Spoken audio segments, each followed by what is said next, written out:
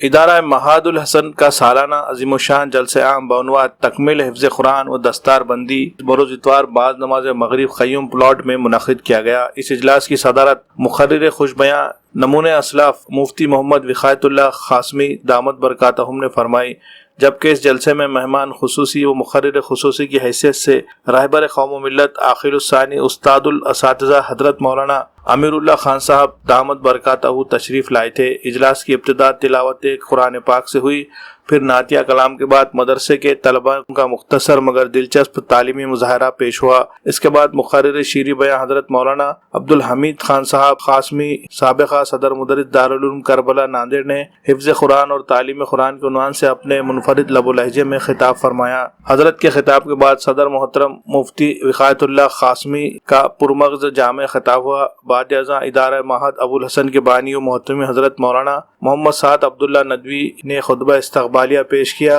اور اس سال ادارے میں بننے والے 4 خوش نصیب حفاظ طلبہ کی تکمیل حفظ کرائی گئی اور صدر محترم و مہمان مکرم کے ہاتھوں دستار بندی کی گئی۔ پھر ادارے میں سال بھر میں مختلف عنوانات سے منعقدہ مسابقات میں فائز ہونے والے طلبہ کے درمیان انعامات آئے ہوئے مہمان انعامات کے ہاتھوں تقسیم کیے گئے۔ تقسیم انعامات کے بعد مہمان محترم مولانا امیر اللہ قاسمی کا بہترین خطاب ہوا اور حضرت ہی کی دعا پر جلسے کا اختتام عمل میں آیا۔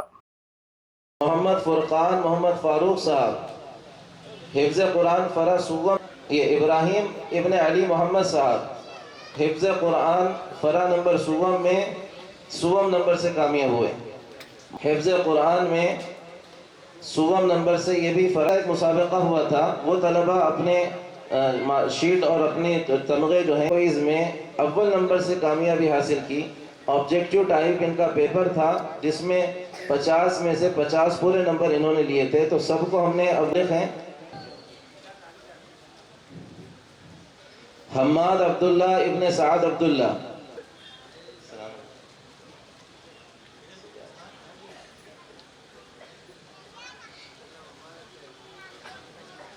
حماد احمد ابن حافظ سعید صاحب، اسید ابن عبدالسلام صاحب، ناظر قرآن کی فرا تھی، اس میں پہلی فرا میں دوم، حسن قرآت میں دوم۔ قلندر صاحب اردو تقاریر میں اول، سیرت کوئز میں اول، اردو تقاریر میں اول، اذان میں دوم۔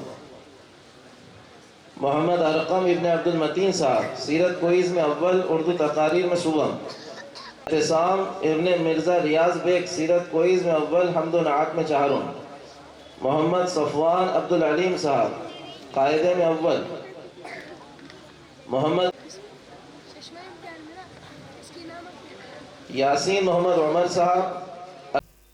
تو اللہ کو غیر اللہ سے مانگنا سخت ناپسند ہے، اللہ کو بڑی غیرت آتی ہے۔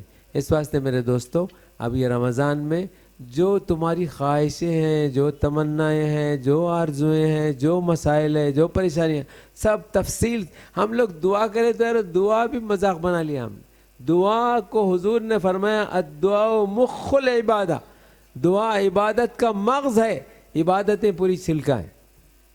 دعا تفصیل سے مانگو، حدیث میں فرمایا رو کے مانگو، رونا نہیں آیا تو رونے کی شکل بناؤ، رونے کی پوری کوشش کرو اور آنسو بہاؤ اور اتنا تفصیل سے دعا مانگو کہ اللہ کو پیار آ جائے۔ پھر کوئی دعا تمہاری ایسی نہیں ہوگی جس کو اللہ میں نے قبول نہ کیا ہو۔ دعا بسا اوقات اللہ مصلحتاً کبھی تاخیر سے قبول کرتے، کبھی بلا دور کر دیتے، کبھی اس کے بدلے میں اچھی چیز عطا فرما دیتے، کبھی آخرت کے لیے ذخیرہ کرتے۔ آخرت میں پہاڑ کی شکل میں اللہ تعالیٰ اجر و ثواب عطا فرمائیں گے۔ بندہ پوچھے گا اللہ میں کیا چیز ہے، تو اللہ تعالیٰ فرمائیں گے تیری یہ وہ دعائیں ہیں جس کو ہم نے دنیا میں مصلحتاً قبول نہیں کیا تھا، یہ آخرت کے لیے ذخیرہ کر دی گئی۔ تو وہ بندہ کہے گا کاش میں زندگی بھر دعا مانگتے رہتا اور میری کوئی دعا دنیا میں قبول نہ ہوتی۔ تو میرے دوستو، اب رمضان آ رہے ہیں، ان رمضان کے اس مبارک موقع پر اپنے لیے، بچوں کے لیے، اور ہمارے اوپر حق ہے ہمارے والدین کا، جو جن کے والدین زندہ ہیں ان کے واسطے بھی دعا کرنا، اور جن کے والدین اس دنیا سے چلے گئے ان کا حق اور بڑا ہو جاتا ہمارا۔ حدیث میں ہے کہ جن کی اولاد اپنے مرحوم والدین کے لیے دعا کرتی ہے تو فرشتے طبق میں ان کی دعاؤں کو سجا کے وہ مرحوم والدین کے پاس پیش کرتے ہیں اور یہ کہتے ہیں کہ تمہارے بچوں نے یہ تحفہ بھیجا ہے۔